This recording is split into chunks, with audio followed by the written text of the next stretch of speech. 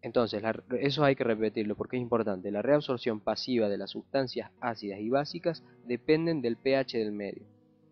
El grado de ionización para los ácidos y las bases débiles depende asimismo de su constante de disociación pK, y puede decirse que los ácidos y las bases débiles presentan este fenómeno de reabsorción pH dependiente si su pK se halla respectivamente entre 3 y 7,5 y entre 7,5 y 10. Como normalmente la orina es ácida, los ácidos biliares requieren de todos modos bastante tiempo para ser excretados por el riñón, y el metabolismo tiende a transformarlos en ácidos más fuertes que se ionizan y excretan mejor. La excreción renal de los ácidos débiles, como barbitúricos, salicilatos o sulfamidas, aumentará en la orina alcalina, y la de las bases débiles, como anfetaminas y quinidina, en la orina ácida. En las intoxicaciones por fármacos es posible, de hecho, acelerar la excreción mediante la apropiada alcalinización de la orina con bicarbonato sódico o mediante su acidificación con cloruro de amonio. Entonces, en las intoxicaciones por fármacos, acelerar la excreción mediante la alcalinización de la orina con bicarbonato sódico o mediante su acidificación con cloruro de amonio. Se puede hacer. Entonces, ahora vemos factores y agentes que modifican la excreción renal. Ahí tenemos el embarazo, ahí tenemos en el recién nacido y la abuelita cool, que modifican la excreción renal. Bueno, ahora bien, ¿cómo es esto? La edad condiciona la excreción renal en los niños prematuros y en los recién nacidos. Durante el primer mes de vida existe una inmadurez de los mecanismos de filtración y secreción tubulares renales. En el anciano, ahí la abuelita cool, también está reducida la función renal. La masa renal, tamaño y número de nefronas, y el flujo renal disminuye.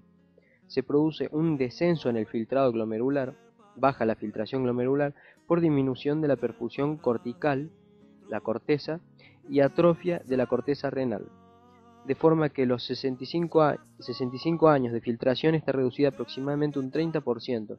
También se reducen la secreción y la reabsorción tubular, eso en el anciano. En el embarazo, por el contrario, aumenta hasta 50% el aclaramiento renal y de algunos fármacos, en parte debido al aumento del flujo sanguíneo. Entonces, es sabido que la excreción de un compuesto puede modificarse alterando el pH de la orina. Los agentes que deterioran o favorecen la filtración glomerular y los que compiten con la molécula en cuestión por los sitios de unión en las proteínas plasmáticas pueden también variar su índice de excreción. Los diuréticos, que aumentan el flujo urinario por inhibición de la reabsorción tubular de iones y agua, pueden aumentar el índice de excreción de los compuestos que se reabsorben durante su tránsito por el túbulo renal. Los diferentes compuestos aniónicos compiten además entre sí para secretarse por las células tubulares. Entonces, ahora vamos a ver el aclaramiento, o sea, la influencia del pH de la orina sobre el grado de ionización y excreción renal del ácido acetil salicílico.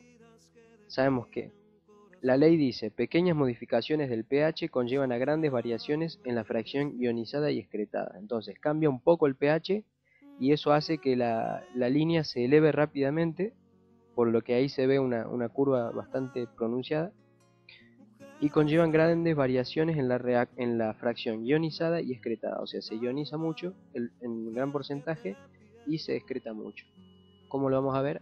Ahí vemos la curva que se eleva con pequeños cambios de pH, o sea, en un poquito trayecto del pH va a aumentar el aclaramiento renal muy rápido.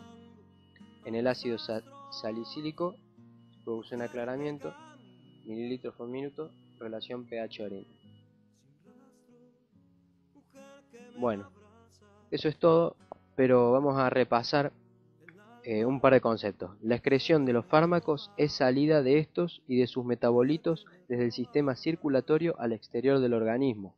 Como habíamos visto, la flechita que salía del cuerpo humano, y antes veíamos el sistema circulatorio en el principio del video. El riñón es el órgano más importante para la excreción de la mayoría de los fármacos. El sistema hepatobiliar es el segundo en importancia como vía de excreción para los gases y los fármacos volátiles. El órgano más importante es el pulmón. Entonces eran las tres vías, que era el riñón, el sistema hepatobiliar y el pulmón.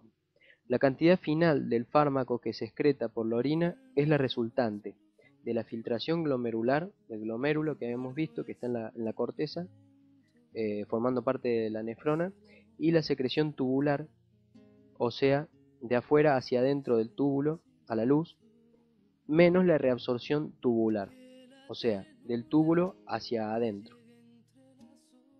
Entonces, cantidad final del fármaco que se excreta por la orina, o sea, completa la orina, el fármaco que hay completamente en la orina es la resultante de la filtración glomerular y la secreción tubular menos la reabsorción tubular. Después, ¿qué más dice? La cinética de eliminación. La cinética de eliminación es muy parecida a la de absorción.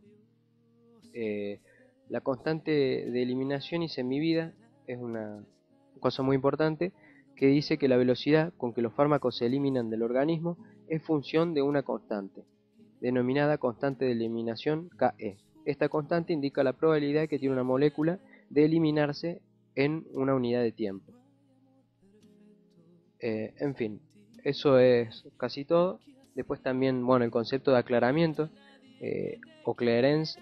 El término aclaramiento o clearance indica la capacidad de un órgano o de la totalidad del organismo para eliminar un fármaco. Es la capacidad que tiene la totalidad del organismo o un solo órgano para poder eliminar el fármaco. Expresa los mililitros de plasma o líquido biológico que ese órgano o el organismo completo aclara, es decir, de los que elimina totalmente el fármaco, en la unidad de tiempo. La depuración o aclaramiento renal de una sustancia es concretamente el volumen del plasma que a su paso por el riñón es liberado de dicha sustancia en unidad de tiempo. Entonces, el término aclaramiento o clearance indica la capacidad de un órgano o de la totalidad de un organismo para eliminar un fármaco y expresa los mililitros en el plasma que ese órgano o el organismo completo que veníamos diciendo aclara en unidad de tiempo. Bueno, eso es todo, espero que les sirva. Nos vemos en el capítulo 3, Fundamentos de la interacción fármaco-receptor. O sea, ya se pone más difícil. Hasta luego.